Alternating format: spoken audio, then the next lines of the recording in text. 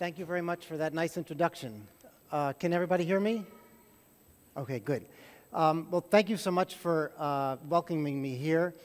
Just so you know how I'm going to work this presentation, I'm going to be speaking for a while, and then we'll take a break, and we'll have time for questions and answers. Because while I'm here with some expertise, I also know that I'm here as a resource for all of you, and to be able to answer all of your questions. So I want to make sure that there's ample time for me to address any of the questions that you have. So as I said, thank you for this opportunity, and also that we have this shared mission about children, and that's very exciting to me, because it's something that I do all day long. And I think what I was going to tell you, so what I do all day long is I think about children. I teach, and I practice, and I do a little bit of research. So my life is pretty much spent 24/7 thinking around. I'm also a parent. I have 2 teenage children. So I've been through all of this that we're going to be talking about today.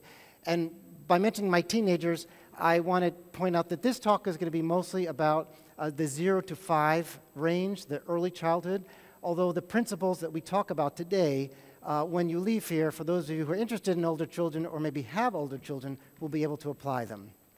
So what I think about all day, and the way I like to think about it and communicate it to people, is that my job is to get inside the mind of children, which to me seems like one of the hardest jobs there is, to figure out what's going on inside that mind when either they can't talk or have very little language, or if they have language, they can't really express it. And so I find that what's most compelling for me and keeps me going every day is that I can never know in its entirety of what goes on inside the mind of a child. It's really a mystery. And so I'm here to communicate some of that mystery and to make some of that mystery explainable. I have some knowledge, and so do you. And so at the end of this our conversation, we'll be able to share what you know and what I know and put it all together, because I think it'll be very important for me to be here and answer your questions.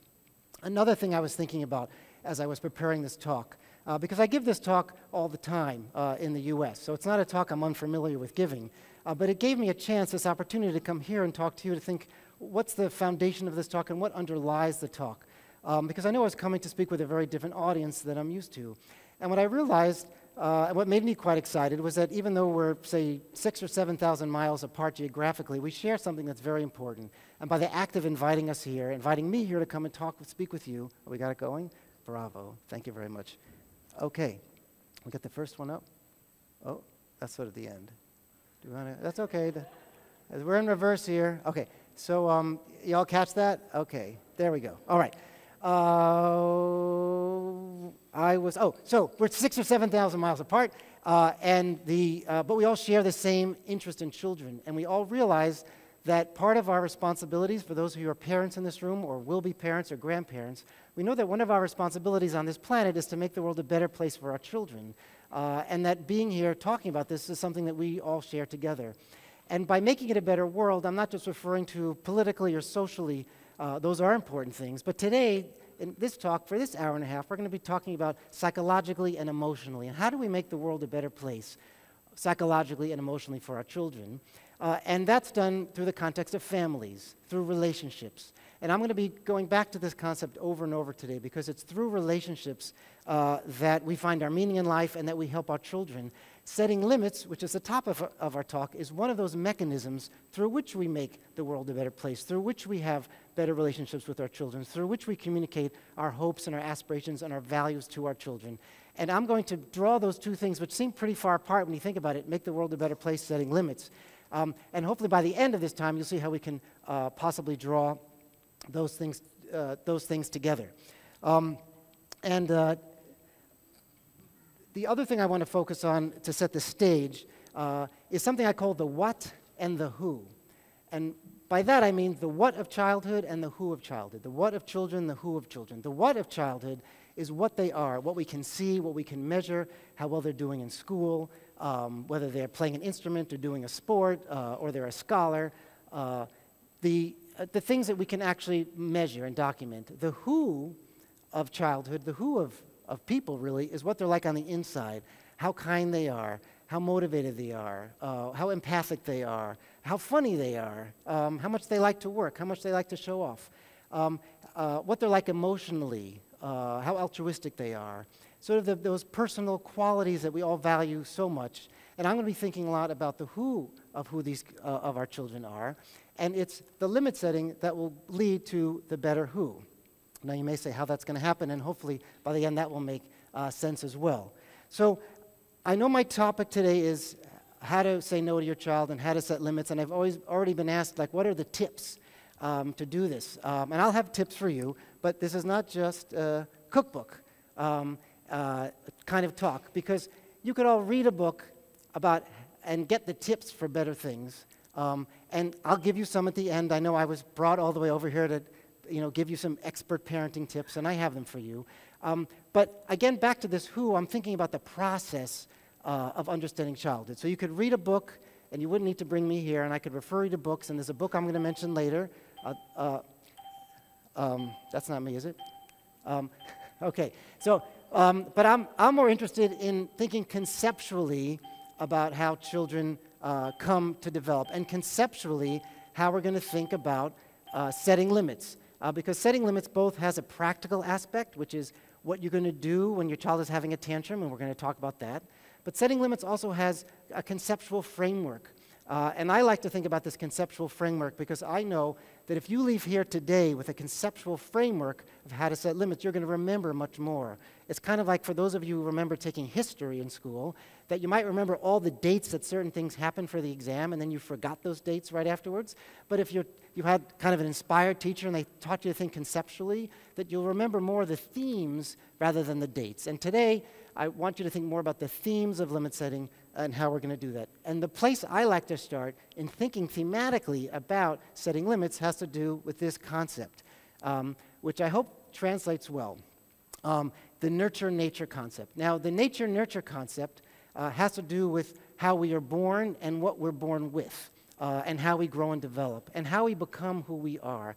And limit setting is part of that process, that journey from birth to, say, adulthood, and how we become who we are is based on several different things. And the nature-nurture concept takes that into account. And what I mean by that is the nature is what we're born with, biologically, genetically, what we inherited, who we are, that is our birthright. The nurture is the environment. The nurture side of the equation is what experiences do we have that guides our development, that shapes our development, that changes our development, that molds us into who we are. And that nurture side of the equation is basically our parents and our extended family and our caregivers. And you'll come to see as we move along that the nurture side plays a major role. Now, this concept, just to give you a little bit of historical framework, has changed over time in terms of what percent was what. But I'll get to that in a minute, because I don't want to skip. Here's the image of a tree, which is why I like this image in particular.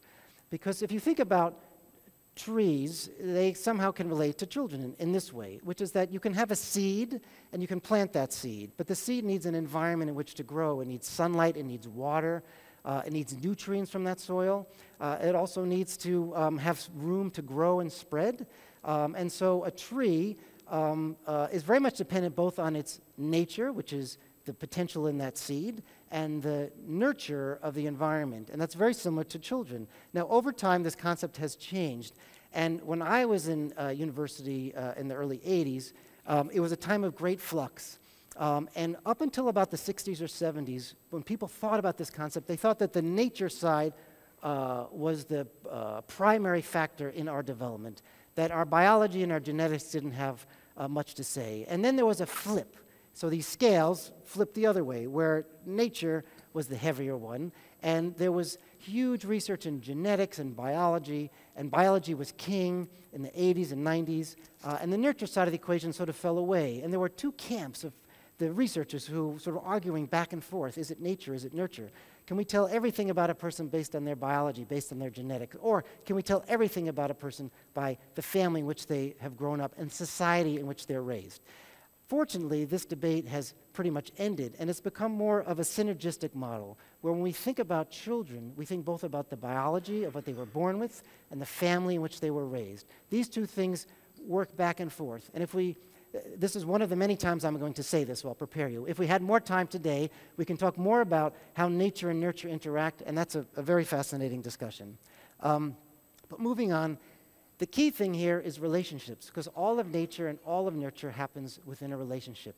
And if I had to emphasize one thing today in terms of this talk, the most important thing is relationships. So when we get to that side of the talk where we talk about actual practical tips for limit setting, they don't occur in a vacuum.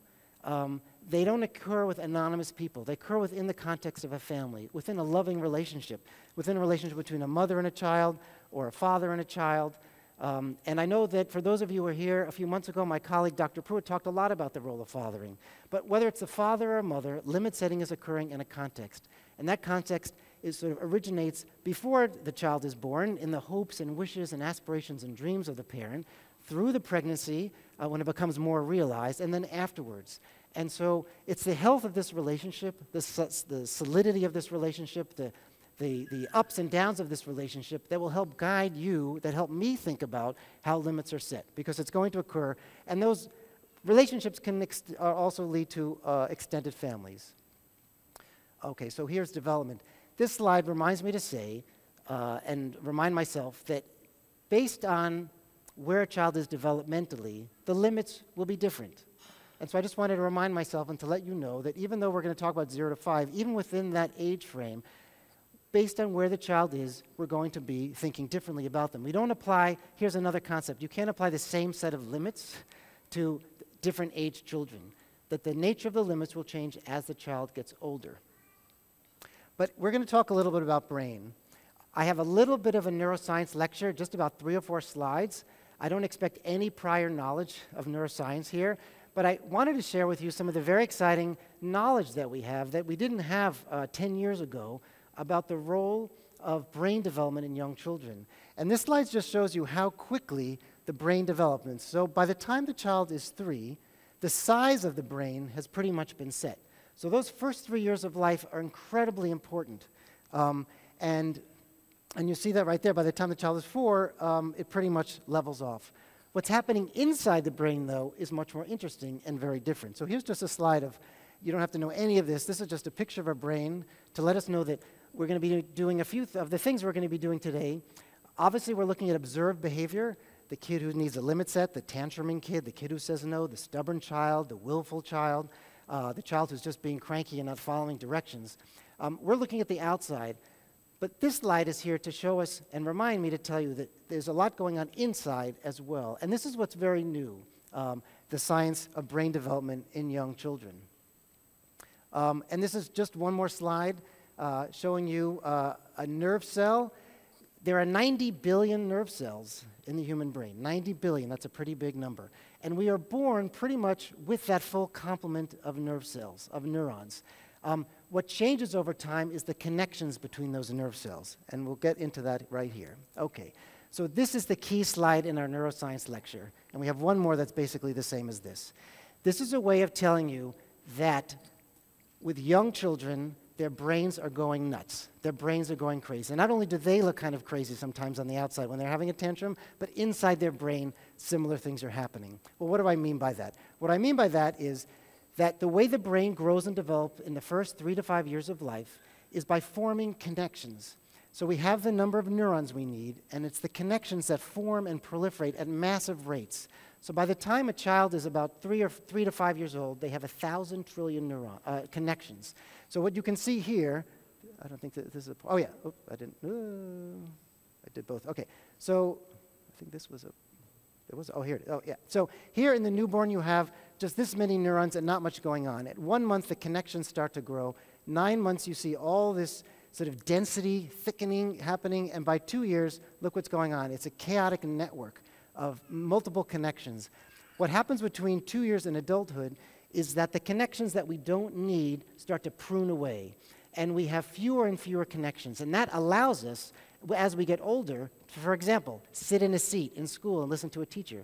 This is why you don't expect a 2-year-old to sit in a seat and listen to a lecture like this, or sit and listen to a teacher. This helps understand how we set up daycares. And this slide looks pretty similar for 2, 3, and 4. I just happen to have the 2-year-old slide here. So what's happening inside the brain is that there's tremendous redundancy, there's an oversupply of connections, and it's all based on experiences. And over time, these experiences shape the brain. The experiences that we're concerned about today have to do with how children are treated.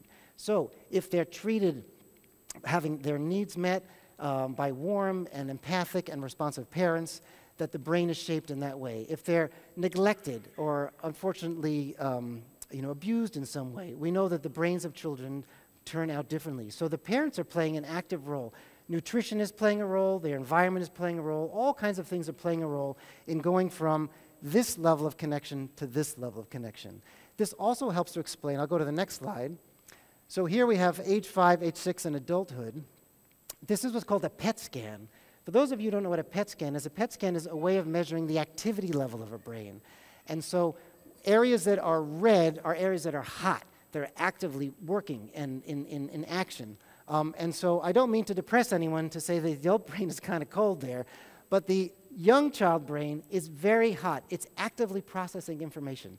Another way I like to communicate about how quickly a brain is changing in young childhood is that for those of you who have nieces or nephews or grandchildren, and you don't see them for, say, a month or 2 months or 3 months or a year, or you have a grandparent who doesn't come by all that frequently, what typically happens is they'll say to you, oh, so-and-so looks so different. Well, not only do they look different, they actually are different. Their brains are different. They've had so many more experiences.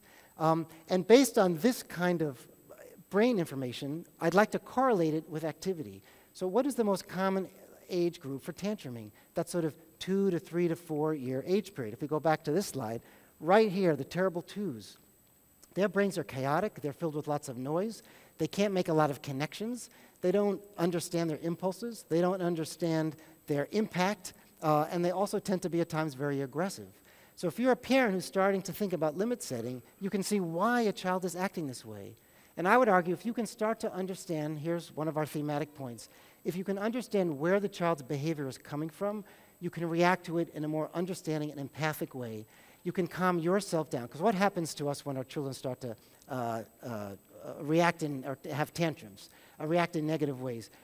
That feeling they have is kind of contagious. It's very hard to sit there and just close your arms and say, oh, I see you having a tantrum over there. Our blood starts to boil at times, and sometimes we may act in ways that aren't so helpful to the child.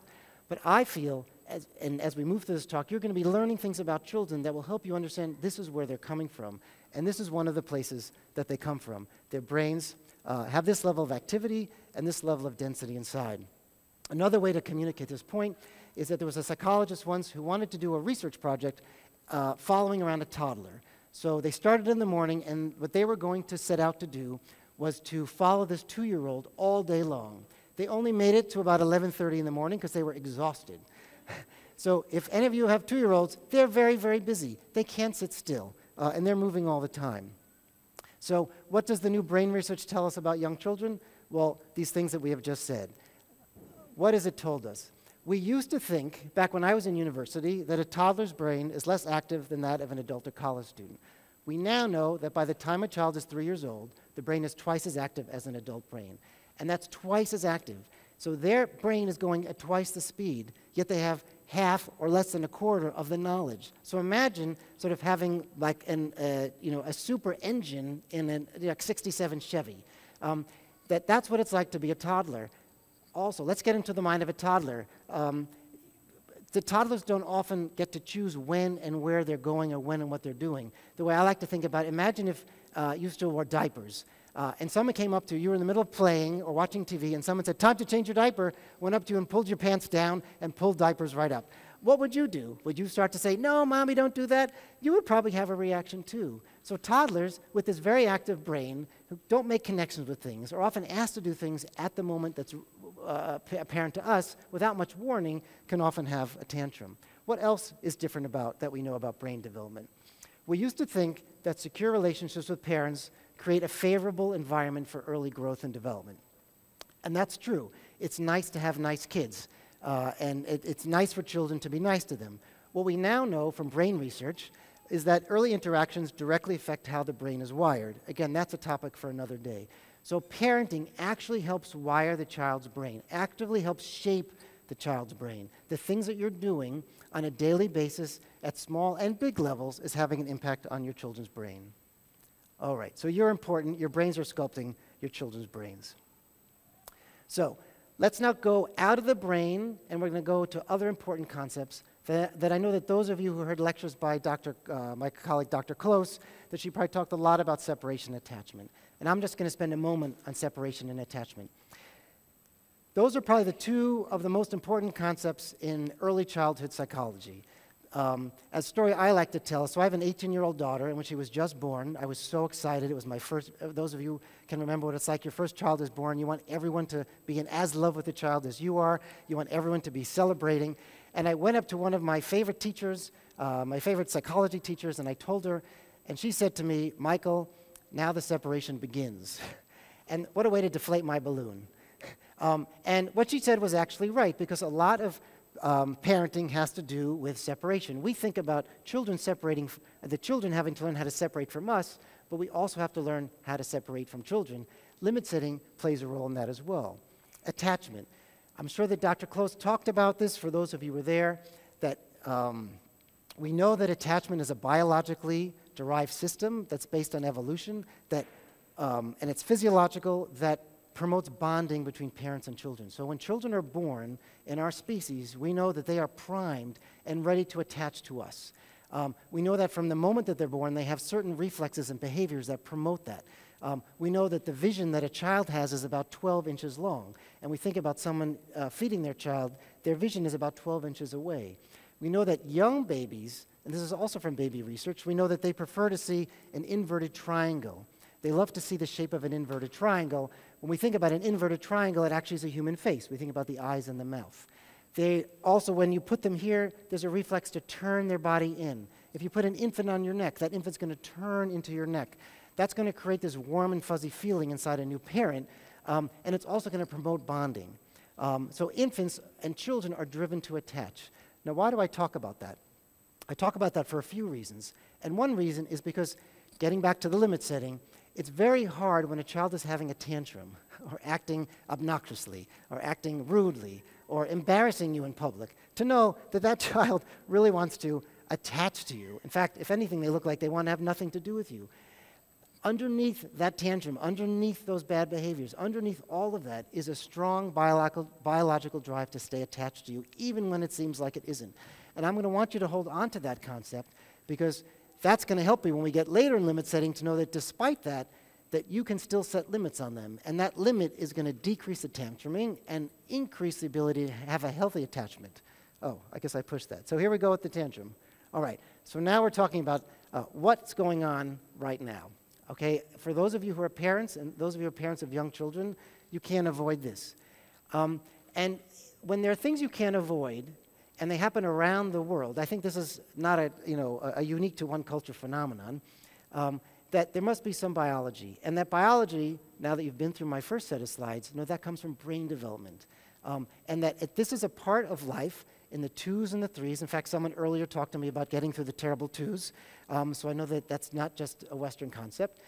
So you have to start to think, well, what is that about? Like, why does that happen? Happens for a few reasons. One reason has to do with brain development. Children, their brains are developing so rapidly they can't keep up with what's going on. We now all know that.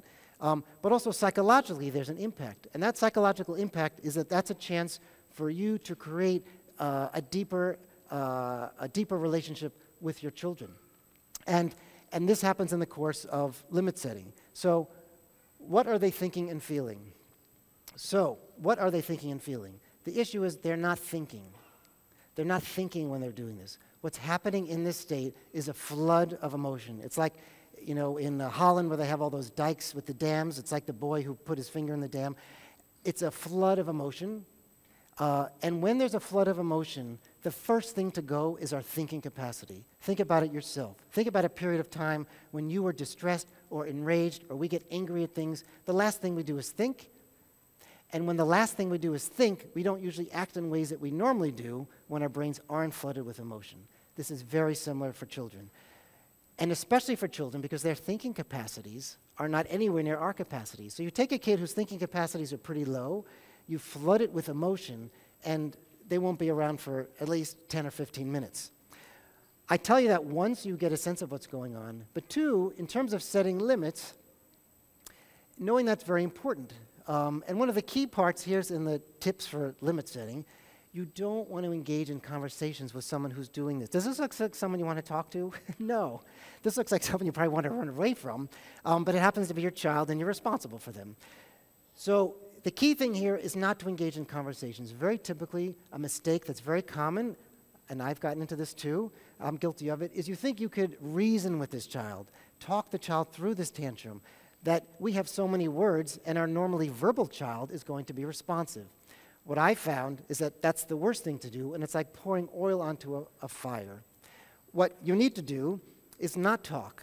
Or if you're going to talk, you say short, discrete sentences that label the feeling, label the behavior, and get the child into a different situation, such as, you are feeling really angry, you are acting in ways that are not appropriate, and I'm going to have to remove you from the situation. You want to be short, to the point, and not use too many words. Too many words only adds to the problem.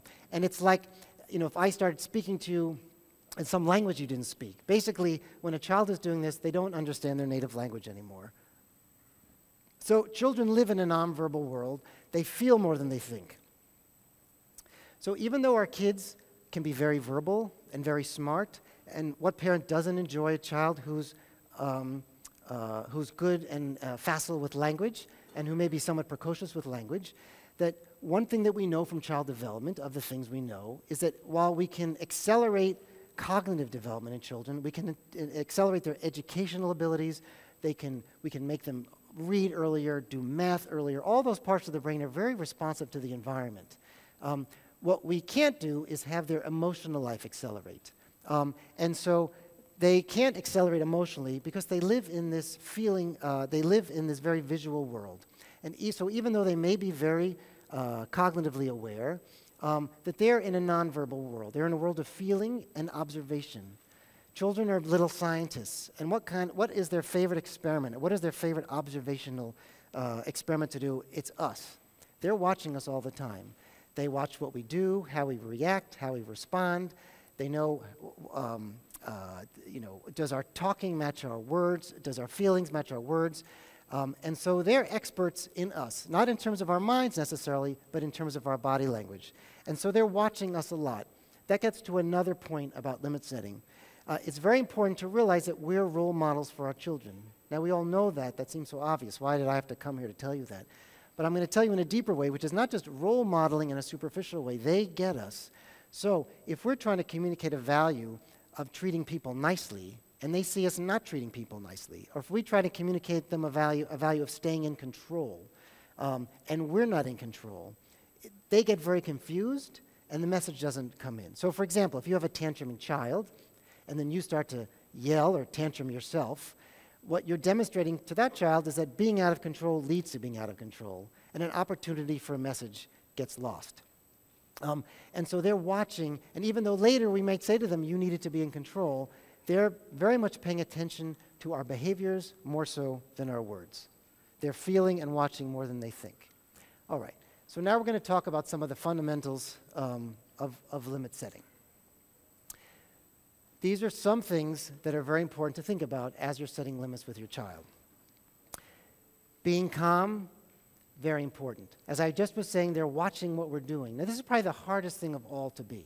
And I've been there and I know this. It's very hard to be calm in the face of a child's outburst or tantrum or losing control. And one thing that I want to say here, and I want to make sure that I don't forget, is that there are many opportunities in parenting. We're very lucky. It's not one of those, like you buy the lottery ticket, you win or you don't win it, or you do something once in your life and it's there or it isn't. Parenting gives us many opportunities to have do-overs.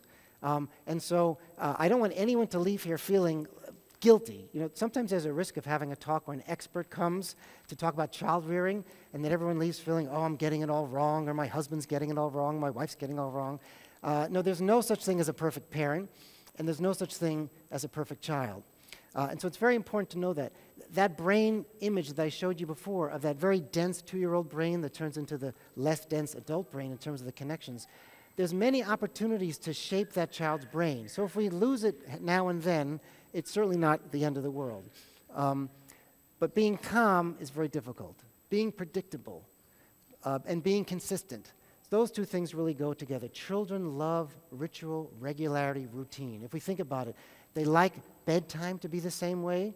They like to have, however you do it in your houses, but they like to have, getting washed, getting dressed, if they have a story, and then put to bed. Regularity and routine help. Why do they help? Well, they help set up structures inside children.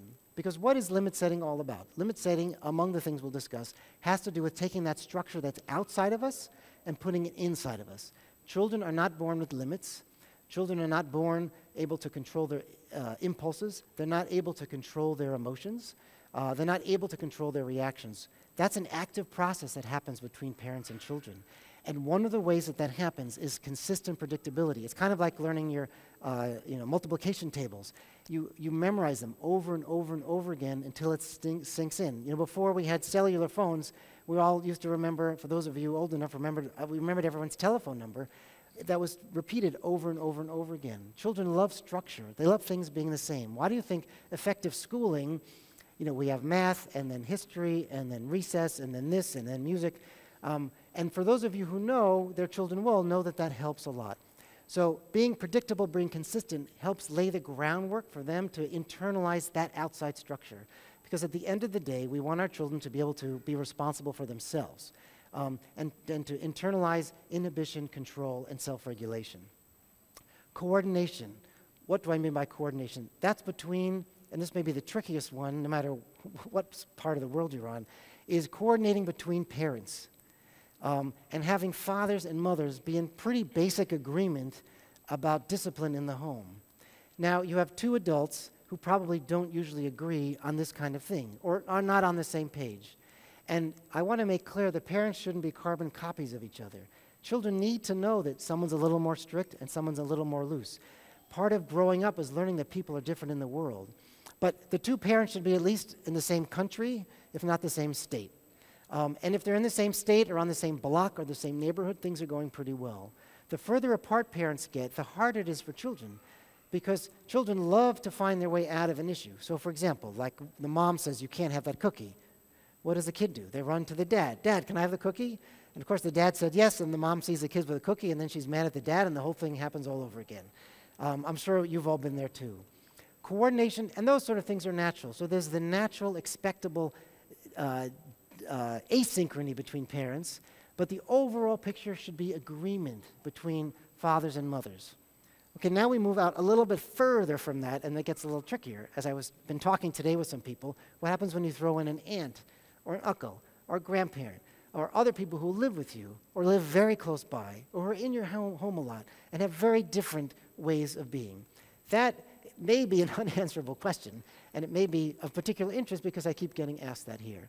I think what's important, though, is that fathers and mothers should be the primary administrators and deliverers and CEO of discipline, with some spices added in by other members. Now, this is easier said than done, and I'm sure when we get to questions, that will come up. And my feeling about that is that it's really specific to each situation, and that there's no sort of global answer to how to deal with other family members. Specific.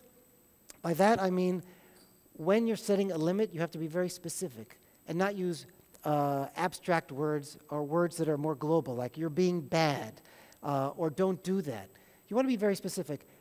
Don't throw that ball at your brother. Stop jumping on the couch. We need to get dressed because we have to leave for school. You want to be very specific to the behavior that you're targeting. All behavior modification is very much related to being very specific and in a repetitive way. Next, you are not a negotiator. Okay, children love, we could have an army of lawyers if we just went to 3- and 4-year-olds. They love to negotiate, and that talent goes up in school age and teenagers, but it starts very early. Children don't like to have limits set. They don't want they don't want to, on the surface at least, hear the word no. And so what do? They try and get you to change your mind. And they try and see ways in and out and find our weak spots. We all have our weak spots, and they all try and push and push and push on that. We're all guilty of this, and we all do it from time to time. The idea is that this is not a negotiation. This is more of the way it's going to be. So you do not need to negotiate. And if you feel like you're in the position of negotiating, you should think, why am I getting into this, and how did that happen? You control the frame. What do I mean by that? What I mean by that is that children get to have some degree of control, that they shouldn't be without control completely, but you should control the broad frame of what's going on. So for example, how does this play itself out? A typical scenario, it's time to get ready for school. I'm not going to school. You can't make me. I don't know how many parents have been there. Well, the answer is, you're going to school. School's important. Remember, through limits, we communicate our values to our children. We communicate our values about problem solving, empathy, what's important, education. So the limit is they go to school. And so you say to them, but you can say, pick out what you're going to wear, or you can pick out what you're doing after school, or you can have some choice within that, or the route we take, or if there's a bus, or you walk, or however you get to school, the child can have some framework. Or another example is, I don't want to take a bath. If a bath is something that happens ritually in your home, you have to wash up at night, but you can make decisions about that. You can decide if there are toys in the bath or no toys in the bath. You can decide how long the bath is going to be. But again, the parent controls the frame of the bath. Or the dinner table, here's another one that was asked of me. What about the child who says, I want this for dinner, and every night of the week you find somehow that they're being prepared whatever they want. We'll get to this a little bit later, why that's not so healthy, but you can control the frame of that as well.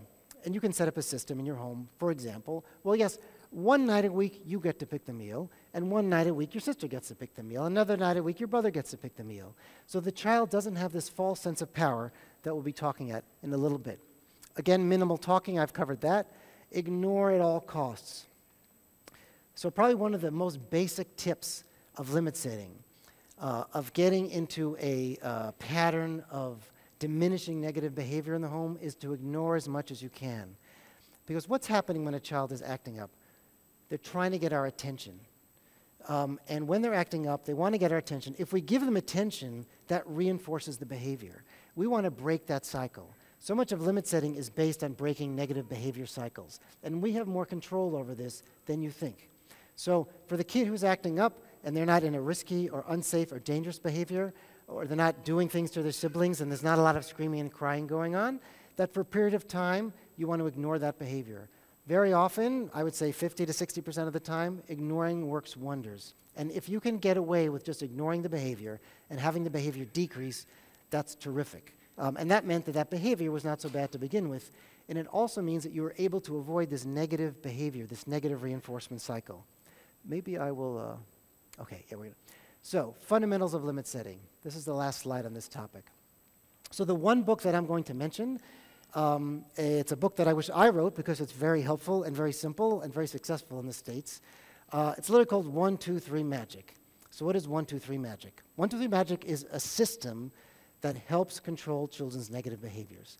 I will tell you how it works, but first I'm going to tell you why it works. If we think about what we want to do through limit setting, so what are our goals for children? You know, if I think about what is the fundamental underneath this talk, it's about developing self-control and self-regulation, controlling your emotions, controlling your behaviors, controlling your impulses, and controlling frustration. Those 4 things, and there are several others, set the stage for where the child is when they get to be older. And the earlier you can do this, the better it is for the child. So you want to do these things early, so when they get to a point in their life where they need to control their inhibitions and control their emotions, where it matters a lot more, then if you set the stage early, you're ahead of the game. So the system of 1, 2, 3 Magic provides you with a tool to allow the child to get control over their behavior before they have any kind of consequence. And it allows them to feel good about themselves. So this is how it works. Basically, the child is misbehaving in some way. Say they're not getting dressed, and you need to leave the house for an important event. And no matter what you do, they're still twirling around and throwing their clothes or playing with the toy or on the iPad. We can talk about iPads later as well. And you say to them, I'm going to give you to a count of 3.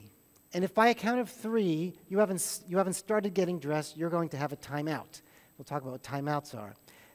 And if they if they start doing the desired behavior after a count of 3, then they get a lot of praise. So you count 1, you count 2, and you count 3. If they've stopped doing what they're doing, you lavish them with praise. That's positive reinforcement.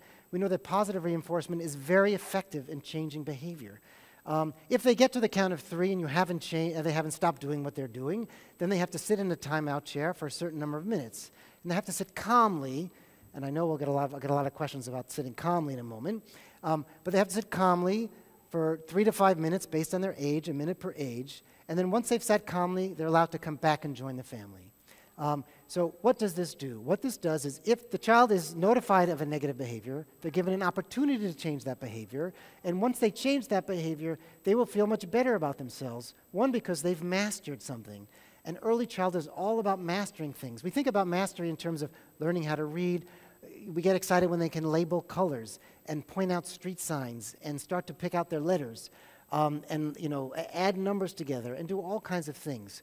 I would like you to think about mastery as kind of a self-control, that I'm a 3-year-old who is engaging in negative behavior, and all of a sudden my mom got me to change my behavior. I will have mastered that. I will have become able to control my behavior, and that creates a good feeling inside the child. It also creates a wonderful feeling inside the parent, and they're going to look down and smile upon that child and reinforce it. So that's how 1, 2, 3 magic works, and I know we'll talk about that in a bit, because I'm sure you'll have some questions about that. Support, not shame, and I'll add to that, respect, not fear.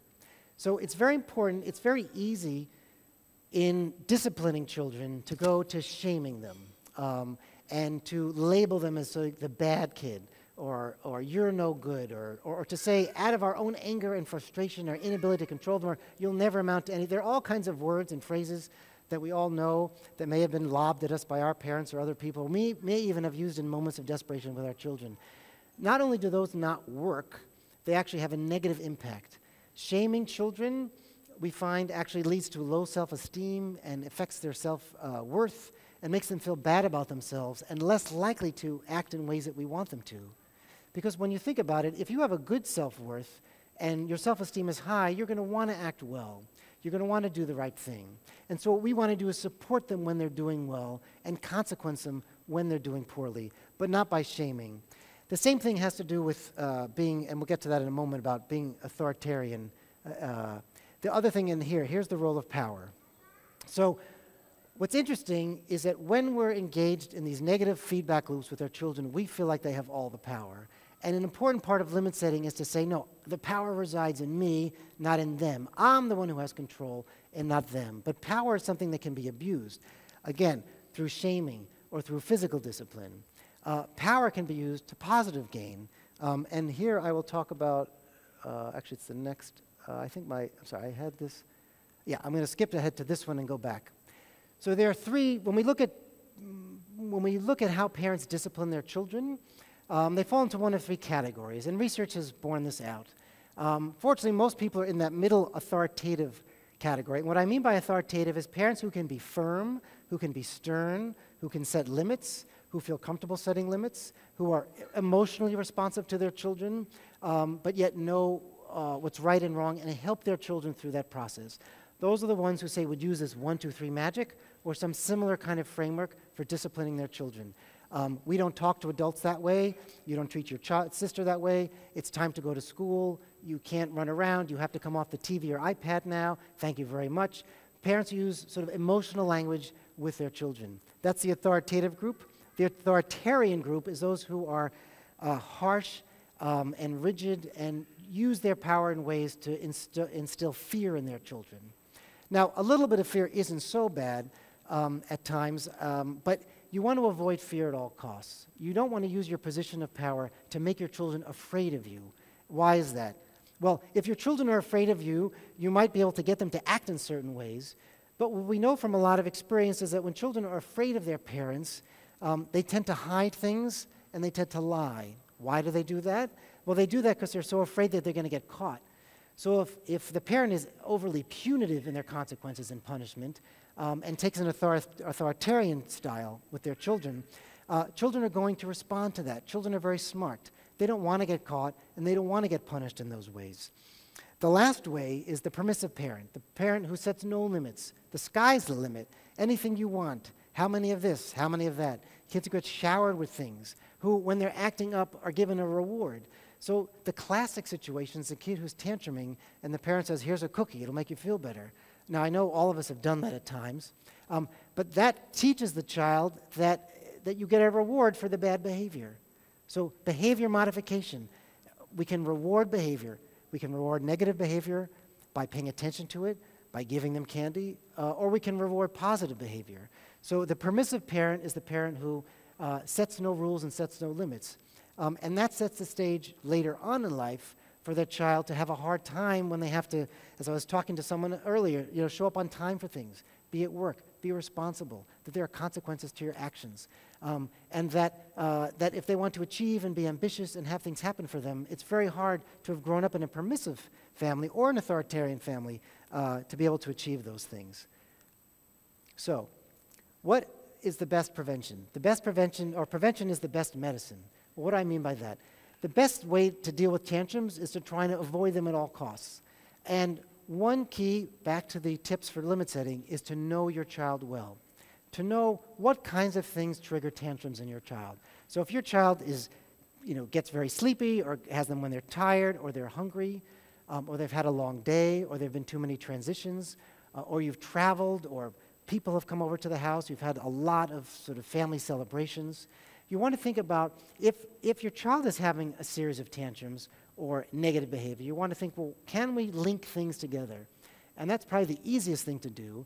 And then, based on what you're learning about your child, rearrange things so that you know. For example, if you have a child who you can change their diaper like this and they never react, no problem. But if you have that child who has a tantrum every time you change the diaper, you're going to think, how do I prevent that? Well, you're still going to change their diaper. But what you might do is a few minutes before say, I think you need your diaper changed. You prepare them. So you think ahead of time, what are the triggers that set my child off? And then also, you're going to look at expectations. I mentioned earlier that we have to think about the age of the child, and we base our discipline based on the age of the child. So what works for a 2-year-old is not what works for a 5-year-old. And also, our expectations have to be different. We can't expect a 2-year-old to stay up all day and miss their nap time and eat much later than they should, or be taken here and there and all over the place. We know that they'll be in a puddle at the end of the day. We know that for each age, there are expectations that they can manage. And it's important to know and be familiar with what they are. I often see that as an example in children who are very verbal. A very typical example is you have a very verbal child who seems that they can understand things at a proportion to their age. And they fool us at times because, remember I said before, their verbal abilities can outstrip their emotional abilities. And so we may expect more of that very talkative, very precocious 4 or 5-year-old, when in fact their emotional level is much lower. So it's important to know. We also know that children who are late to speak often get more frustrated. And so the opposite problem is you have a 3-year-old and you look at all the other 3-year-olds, or you've had 5 children and every other 3-year-old managed the situation well. But if you don't have language to mediate your experiences, if you're a 3-year-old whose language is somewhat delayed and hasn't come online yet, then that child is going to have a harder time understanding things. And that child may present with more tantrums or present with more negative behaviors. So the important thing is to realize where your child is and to set the appropriate expectations. So what are we doing when we set limits? We're creating boundaries. We're helping, as I said before, the child establish control. And we're also developing self-confidence. So these two last concepts, which I've been underlying already, self-confidence and self-control, are key elements for further down the road, for school, for work, for family. These are things that help us get through our day and help us get through our days very well. And we are the ones who sculpt our children to enable them to have this. Children are not born with self-control. They're not born with self-confidence. Now, we know there's a spectrum, and some kids are more likely to be more self-confident than others. It's not 100% our job, but we're the ones who have the major impact.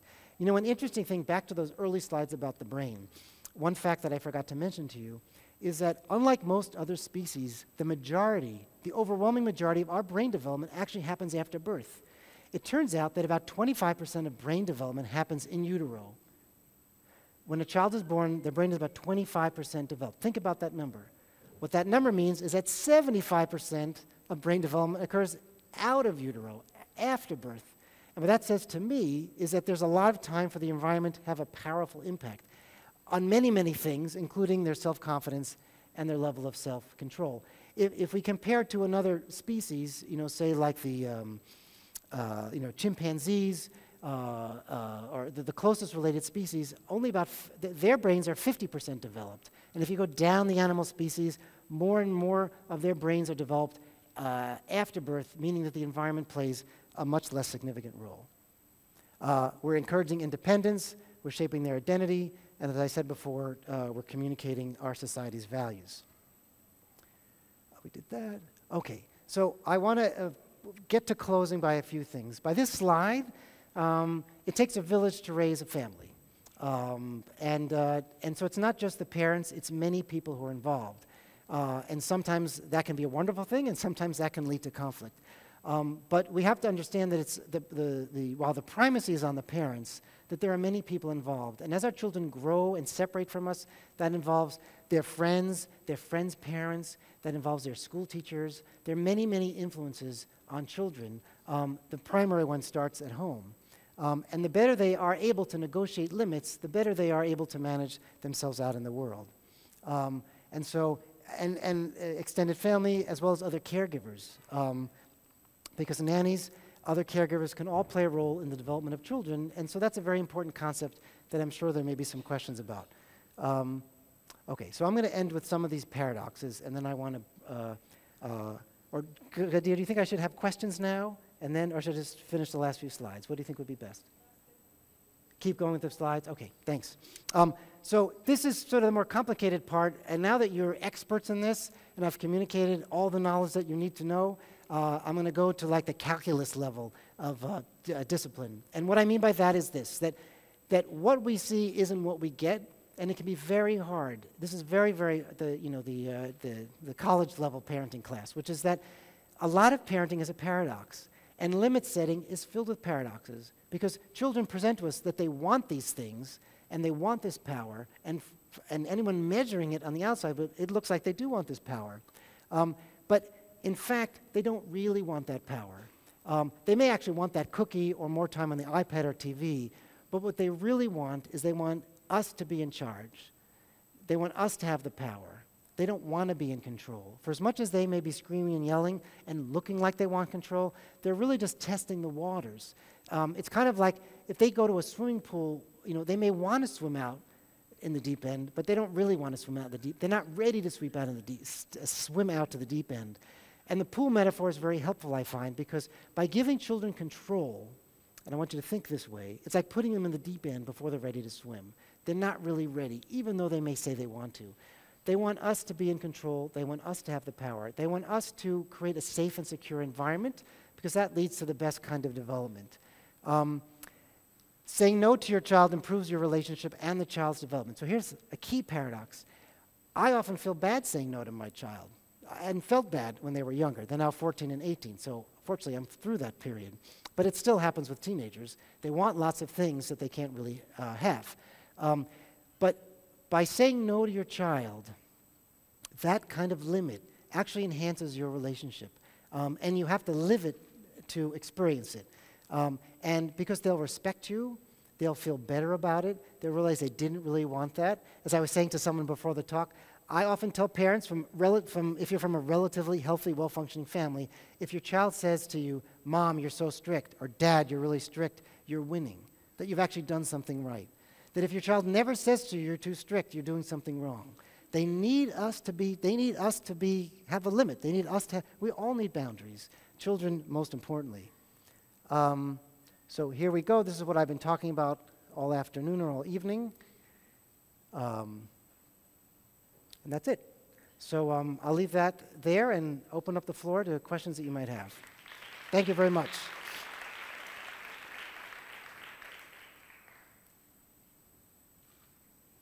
I'm just going to put this clicker down. Hello. Hi. I've got a question in terms of praising. My daughter is 1 year and I think 9 months, and I've kind of gone to the habit of saying, good girl, trying to encourage good behavior. But then there's another side that I've been told, well, what if you say good girl too much, and then she'll only do stuff to kind of hear that good girl and get praised. Does that exist? Yeah, and I'm glad you brought that up. There's been a lot of recent research just on that topic. And within the last few years, looking at, is all praise good, is what I would call that. And what the research has found, very interestingly, is that all praise is not good, and that generic praise versus specific praise is very different. And so what works best for children is specific praise. So you did a great job cleaning up your room. You did a great job being nice to your friend. You did a great job finishing your dinner. You did a great job getting dressed for school. Well, if she's doing things that you're requiring of her, like up till, I mean, that age you should be telling her, I love you, right?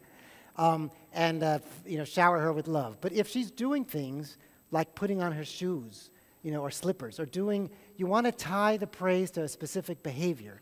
And when the praise is tied to a specific behavior, it solidifies that behavior.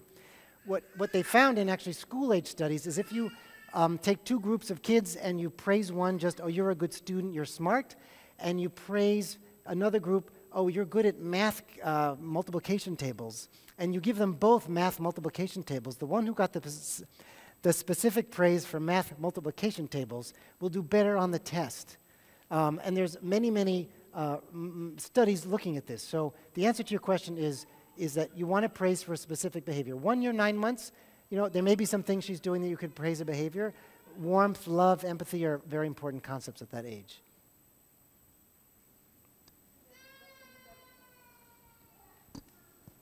Hello. Hi. Thanks for a very impressive presentation. You're welcome. I have a question about physical punishment. Mm-hmm. While setting limits, is there a borderline where we should stop advice and start acting? I'm glad that you asked that question, because that question always comes up.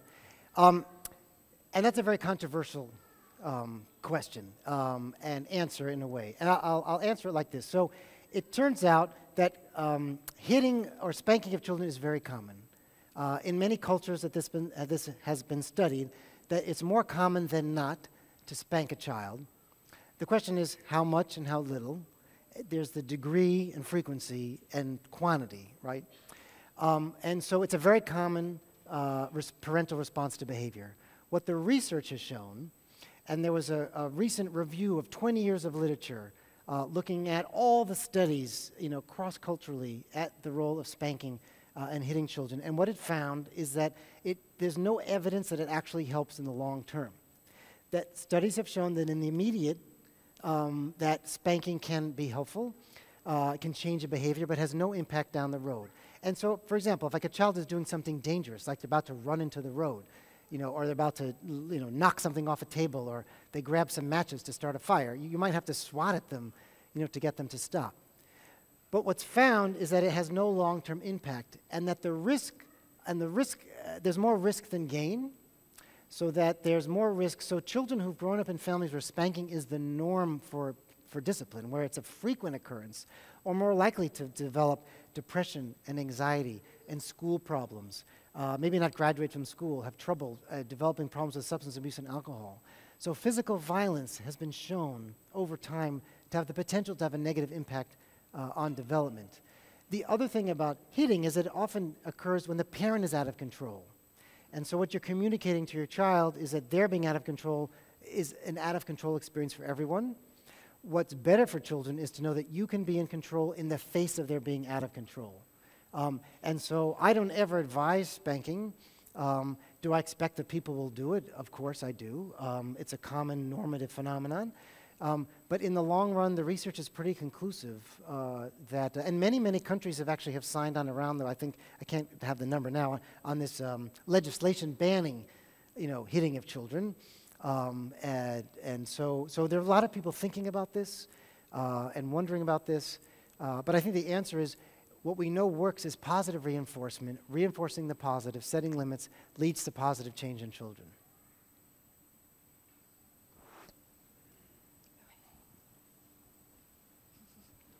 Hi. Hi. Your 1, 2, 3 magic technique used to work really well on my son, who is now 26 months. Mm-hmm. But I don't know if we're overusing it or what. But now I say, it's time to clean up your toys, please. And he'll stare at me. I'll say, I'm going to count to 3. He looks at me, he puts his hands on his hips, and he says, Mummy, count. What do I do? Well, you count, and you put him in the seat. And so you still, so the idea is that he's trying to get control over you, and so he's trying to push your buttons, And does he like sitting in the seat for, the 2 or 3 minutes? He doesn't like it, but he'll do it. Right. So you're substituting something he wants to do with something he has to do. So it's not an enjoyed or pleasurable activity. It sounds like he's one of those precociously verbal kids. Oh, yeah. Right. But there are other things you can do. So if that's 1, 2, 3 magic sometimes loses its effectiveness for a particular behavior.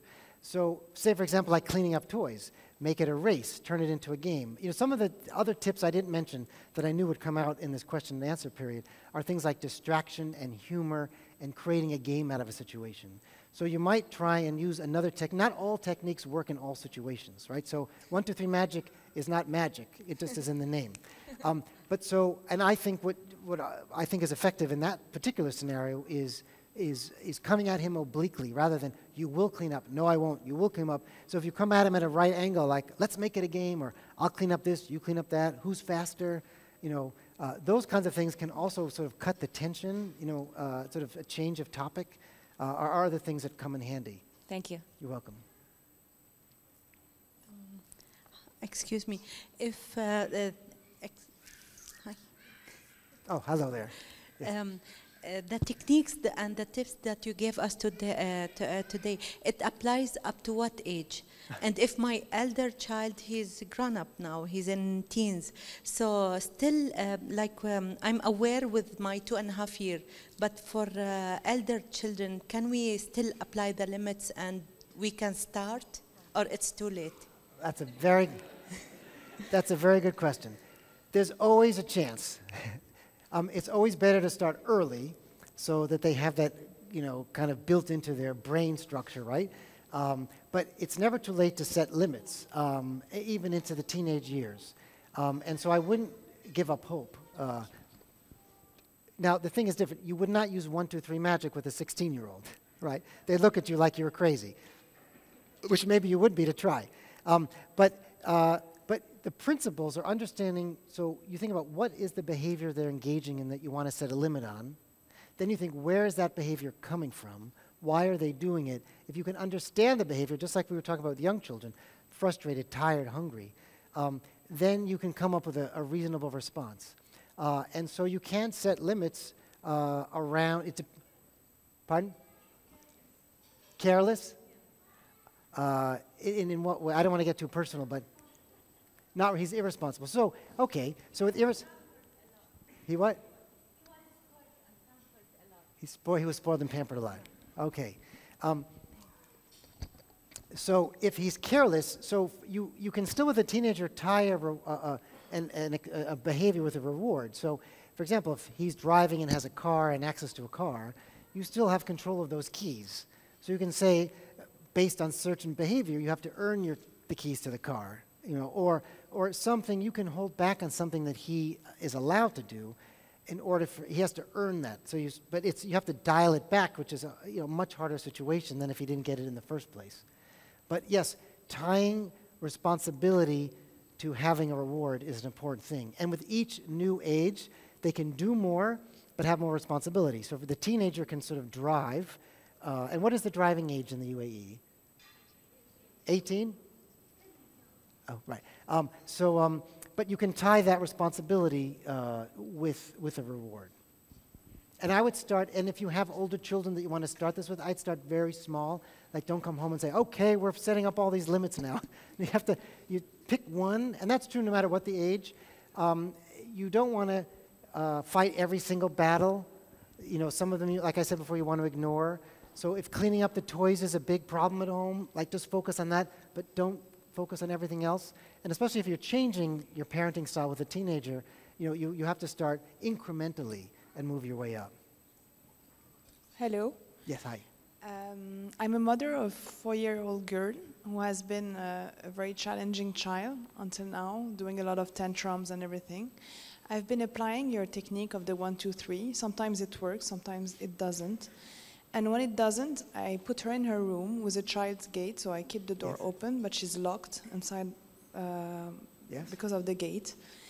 And I tell her, I won't come back before you calm down. And she never calms down. And she found a lot of tricks, like peeing on herself, screaming, knocking on the door, throwing things, trying to climb the gate. And I just don't know what to do anymore, because I was very strict, and now I'm much more flexible. So every 3 minutes I come and see her and I repeat the same sentence, very short sentence, and the same words, like calm down. I will open the gate, but you have to calm down. And I go back and it starts again. And she just doesn't calm down. Right.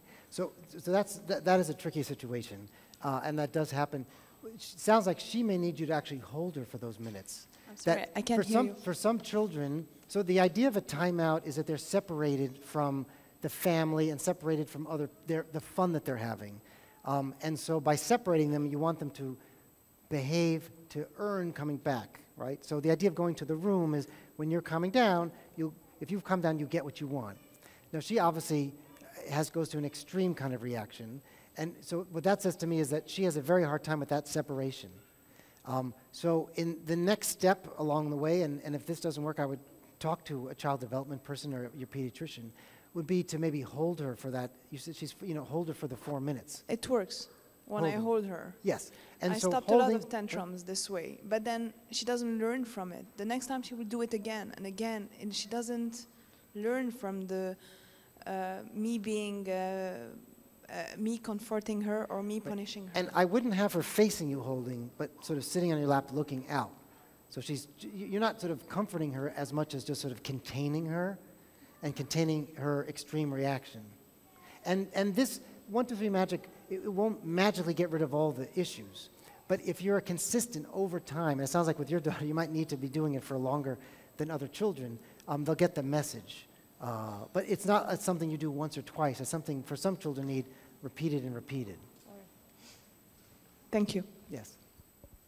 I'm a mother of twins. They are almost 3 years old. They can't stop fighting. They just fight all the time. And then when I try to punish them, I do the 1, 2, 3 magic. One of them, he listen and he just be quiet. The other one try to make him start again the fight or something. So how can I deal with this situation? That's a very good question. Twins are a challenge unto themselves, aren't they? So my suggestion there is, do you separate them in separate rooms? I mean, with twins, it's divide and conquer is sort of my advice usually, so that you don't have them together or they can see or hear each other. So their timeout should be in separate, if you can arrange this, to have them not in earshot of each other. Because it sounds like one of them wants to get the other one going and going. The fighting I can't help you with. They're gonna keep doing that for a while. But eventually they'll fall in love with each other. I think there's one in the front row here. Yes, hi. My daughter, she's 2.5 years, and whenever I try sometimes to be a bit strict about certain behavior, she would tell me, "Naughty, mommy." And she continues saying this, and I don't know what exactly I should reply when she says, "Naughty, mommy," to me. And what does that mean, naughty? Naughty. Oh, not. Yeah. She says, wait, so I am naughty because... Oh, you're naughty. Oh, naughty. Oh, yeah. So you ignore that. So this is a good question, because typically what children will do is try and engage you in a conversation. And then you start saying, "I'm not naughty, you're naughty. No, you're naughty. No, I'm naughty. No, you're right." And then all of a sudden you forgot the whole thing started, right? My typical example of that is a child who, this is an even different, a more typical one, is so you say to the kid, "Stop throwing the ball, you're going to break the vase." And they throw the ball, they break the vase. And you say, you get angry at them because the vase is now broken. And then they say, "You don't love me anymore." And then you say, "Yes, I do." "No, you don't." "Yes, I do." "No, you don't." And you get into a whole battle of whether you love them or not. Children are very good at what I call triangulating. So here's you and the daughter, and she's calling you naughty. Here's her behavior, and here's you, and you're trying to get her on a behavior. She moves you over here to this part of the triangle. So now you're over here, like in a different country, talking about whether you're naughty or not. So what you want to do is, we're not going to talk about who's naughty, but you can't do that. So you don't address it at face, you don't take it at face value. Does that make sense? Yeah, thank you. So just say, you broke the vase, or you did this, or you did that. That's what I'm focusing on. Hi, we're administration at a kindergarten here, which is 4 and 5-year-olds, 3, 4, and 5. I'm so glad you came. We spend our first 3 weeks keeping children in the classroom. We need to see it from the other perspective. When you talk about separations, parents separating, we have more challenges with parents crying than the children crying. Mm-hmm. So how can we start with them saying, they'll be okay, we need to take care of you, and they'll be fine, you know? So how do we reassure parents with that separation, especially with their first or their last born? Right. Well, that's very, and I see that I do a lot of consultation to schools and daycares, and so I'm very interested in these kinds of issues. It starts before they get to the school. So what often can happen is conversations or literature to families, or like a meeting before kindergarten starts, to talk about, we want to prepare you for not just what your child is going to go through, but what you're going through, because kindergarten is a big change. And so that's one thing you might focus on. And then you might give them some examples, because the typical example is the parents driving away, crying, they call the school, and the kid is usually fine. Is that what you're describing? I think once parents hear that a few times, so I would encourage them, do they call back to the school?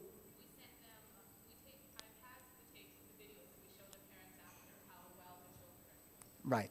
And so I think that's very, so I think communication really helps parents, and acknowledging to them, not making them feel bad about those feelings, normalizing it. I mean, it's very normal for parents when their child goes to kindergarten it happens in kindergarten, college, you know, it happens many steps along the way, a summer camp, boarding school, wherever they happen to be going.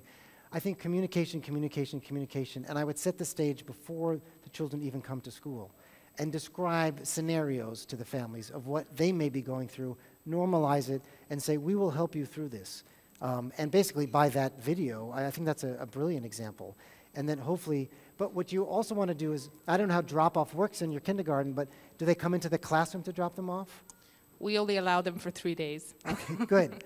3 days is plenty, because the parents can indulge their loss by reading and lingering and staying too long. And the thing to tell them is that the more you're upset, you might create upset feelings in your child. So try and hang in there and not demonstrate to your child how upset. And not to kind of, parents can promote those behaviors unconsciously in their kids. Are you sure you're okay? Are you sure? Are you sure? Do you want mommy to leave? Do you want mommy to leave? Right? So we often say things that we're not aware of. Oh, and which reminds me of the timeout. Timeouts are what I call a declarative statement, like you need a timeout. What kind of is a pet peeve of mine is hearing parents say, do you think you need a timeout? Do you think you need a timeout now? Like, should I give you a timeout? No, no, no, no, no, no. You're the boss. You're getting a timeout. So you want to basically talk to parents about how they may not realize the whole way in the car they're saying all these things that are getting the kid upset when the kid's fine. Like, they can't wait to get to kindergarten. Like, most kids are excited to be in kindergarten, right? It's a big day. Yes. Oh, yeah. Sure. Hello. Hi. I'm a mother of 2 daughters, 6 and 4. I have 2 questions, if you don't mind. The first one is, I know that being consistent about the limits that I give for each one of them, but should limits be the same for both of them? Like, shall I give the same limit for 6 and 4? They have to follow the same rules? Or I should take, like, the difference? That's a very good question. That can be very hard when children are at different developmental levels and you're trying to provide discipline for everyone. 6 and 4 is close enough that probably most limits would be the same. There may be some things that the 6-year-old is allowed to do that the 4-year-old isn't. You know, like maybe she stays up later, has more of a privilege. And there's certain behaviors in the 4-year-old that you'll let go because they're both daughters, you said? Yes. Yeah. That the younger daughter you might give her a little more leeway and not come down on her with a limit as quickly as you might with a 6-year-old. Because the 6-year-old maybe have already gone through that phase and should be able to do a certain thing. Like, say for example, like brush your own teeth, you know, or get dressed for school. So a limit on the 6-year-old might be, no, you have to get yourself dressed. But the 4-year-old, that wouldn't be a limit because you're still helping her. Yeah, that may not apply to your family, but you get the idea, right? So there may be certain things you expect of the 6-year-old you don't of the 4, but the consistency is what's important, and your daughters will know that even though their limits are different, you're trying to be as consistent as possible. The second Oh, yes. is my younger daughter is very spoiled by her grandmother, my mother-in-law. They all she are. Loves, she loves her too much, and she keeps on expressing that in front of the elder daughter. Oh, okay. So what should I do? Like, shall I compensate for the elder daughter? Should I love her more, or I should keep the balance between the two daughters? I'm glad I get to go back to the U.S. on Wednesday after I answer this question. No, I don't want your mother coming after me. No, that's really hard because it's very hard to talk to your parent. What you're saying is she's favoring one daughter over the other. Yeah. And have you had any conversation with her? I tried to a couple of times. Like I told her, you don't I don't ask you to love them, love both of them exactly the same, but please don't express that in front of the elder daughter, or express to them equally, because the elder daughter is standing and watching her grandmother, loving the elder one, or praising her all the time, and it's not healthy for both of them. Right, I tried right, to yes. express this to her, but What did she say? tried for a couple of days, and then she went back to the old habit. But should I praise the elder daughter or love her more just No. to make her feel I she's see, yeah, favored? no. Or And there's two questions in one. Dealing with grandparents is very difficult, right? And you've tried. So you did the first thing. You've made an attempt to explain to your mother what's going on, and she's not going to change, right? They're very hard to change. However, I wouldn't change what you do with them. Like, I would be the same mom to both daughters, giving them love equally. However, I think that when the grandmother comes over, your mother comes over, you may show more attention or make sure. But first of all, do you think the 6-year-old is realizing this is going on? yes, It's that pretty obvious. much. Yeah, okay. And she expressed it clearly. Like she said, my grandma says this to my sister. She doesn't Right. say, so she feels it so clearly. So Right. it's so obvious, actually. So what I would do is, you can have at 6, you can have a conversation, say it's not, so the risk is that she'll feel badly about herself, right? Her self-esteem. We talked a lot about self-esteem being a critical part here of children's development. And so my worry is that it'll affect her self-esteem. What you as the mom can say to her is, I noticed, Grandma, I have no idea why she does it. I love you. It's her problem. You want to take the problem out of your daughter. So the worry is that the daughter will see it as a problem and put it in your mother. Say, I don't know why she does that. It doesn't make sense to me. You're both beautiful children. Okay, thank you very much. You're welcome. Yes, last question. I have a 7-year-old and a 5-year-old girl, and the 7-year-old learned how to go on YouTube from going around her best friend's house, who lives in the villa behind us. She goes around there all the time. So she's learned to go on YouTube and get stuff off my iPad on YouTube. And now my 5-year-old's on YouTube as well. And I feel very uncomfortable because if I leave them alone in the room, the problem with YouTube is you can't control it. You know, she'll be clicking on anything, and there's all kinds of stuff on there that I don't want her looking at. And I thought this is probably kind of a common problem of parents these days, because YouTube's such a big thing, but it's not appropriate for young children. What would you suggest that I should do? Right. Well, each family has their own set of values and rules about computer access and who goes on what. But definitely the younger the child, you want to have parental controls. Even for your 7-year-old, I imagine, not just the 5-year-old, there's a lot that you wouldn't want your 7-year-old. So you can create rules in the house and say, at some families they do this, in our family we do this. And so she may complain, oh, but at so-and-so's house they get YouTube all the time. Well, if that's your decision, you can say at our house, each house and family has a different set of rules. None are better than the other, but we have our own set of rules. There are also parental controls that you can put on. I don't know if YouTube in particular has parental controls, but I know that obviously computers and internet has. So you may create a rule in your house that no one looks at YouTube until you're both old enough, or I'm with you watching. And if the problem is they go on the iPad, and it's an app on my iPad. So either I get rid of the app, which is then detrimental to me, or you know what I mean? They can just go on there. Let them have some other something else that doesn't have. They may not. If that's your value and that's what's happening, you might not allow them on your iPad, or only when you're with them. I use it for work. That's right. The problem. So they may need their own. I hate to advise more electronics, but they may need their own with strict limits on what you put on it. Thank you. All right. Well, thank you very much. It's been a pleasure for me to be here.